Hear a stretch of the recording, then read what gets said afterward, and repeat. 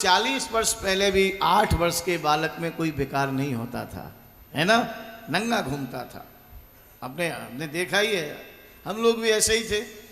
लेकिन जैसे जैसे भौतिकवाद बढ़ता चला गया, जैसे जैसे टीवी का समय आया और अब तो सब कुछ मोबाइल में ही आ गया है, कहीं तुमको कुछ देखने की जरूरत ही नहीं, कहीं बाहर ग्राम्य गीत सुनने की कोई जरूरत भी नहीं है, मोबाइल में सब कुछ है ना। ऐसे अच्छे महात्मा जो भजनानंदी हैं वो मोबाइल नहीं रखते। प्यार से बोलिए जय श्री। हाँ बोले कभी तो नजर जाएगी, कभी तो कभी कभी तो ऐड भी ऐसे आते हैं जिनको देखने से ही है, और जब मन में बेकार आ गया तो भजन क्या बनेगा, विचार कर लीजिए। इसलिए हमारे महात्मा अखबार नहीं पढ़ते, इसलिए महात्मा स्मार्ट मोबाइल नहीं रखते। हमारे गुरुजी तो लैंडलाइन से भी बात नहीं करते थे, दूसरे के द्वारा। धर्म संघ वाले गुरुजी दूसरे के द्वारा बात कराते थे, बात करनी हो तो दूर से, लैंडलाइन भी नहीं।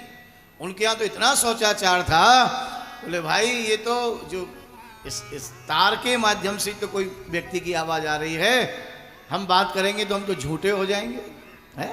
अब बताइए कितना विचार जिन व्यक्ति का होगा, इतना विचार करते थे। एक बार गए थे वो खाता खुलाने के लिए बैंक में, तो कहा इसमें हम आपको पैसा देंगे, तो बोले आपका पैसा हमारे पास रहेगा तो आपको ब्याज मिलेगा।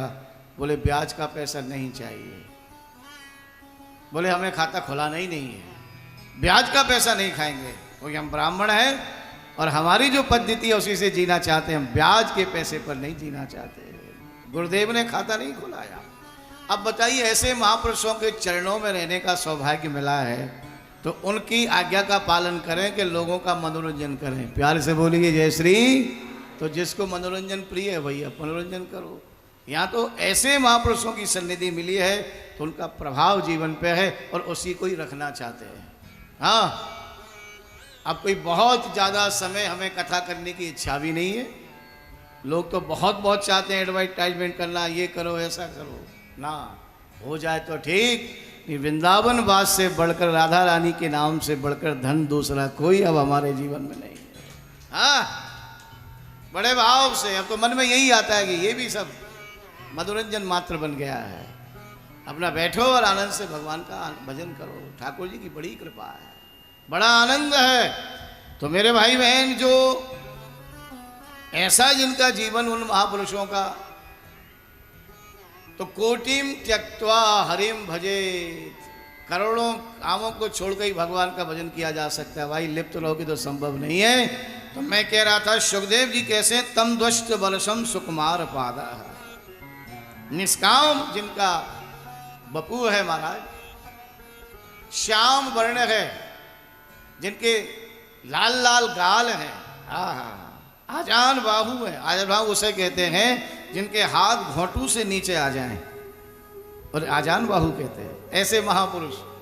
जैसे ही सुखदेव जी महाराज पधारे तो सभी उनके सम्मान में खड़े हो गए। उनके पिता भी हैं, पितामह प्रपितामह, व्यास जी बैठे हैं वहाँ, पराशर बैठे हैं, शक्ति बैठे हैं, वशिष्ठ बैठे हैं, सभी विराजमान हैं। लेकिन सब उनके सम्मान में खड़े हो गए। कहा जब इनके पिता दादा परदादा ये सब सम्मान कर रहे हैं, क्यों भैया? हमारे यहाँ शास्त्र की नीति है, ब्राह्मण का बालक अगर छोटा भी है और ज्ञानवान है उसका सम्मान किया जाता है, चाहे छोटा ही हो। आज भी छोटे छोटे बालक कथा करते हैं, हम सम्मान करते हैं। ऐसा नहीं कि हम आपको ही सुना रहे, हम भी खूब कथा सुनते हैं छोटे छोटे बच्चों की, आनंद आता है। और क्षत्रियों में जो शक्तिशाली होता है उसे श्रेष्ठ माना जाता है, और वैश्यों में जो धनवान होता है उसे श्रेष्ठ माना जाता है, शूद्रों में जिसकी आयु लंबी होती है उसे श्रेष्ठ माना जाता है।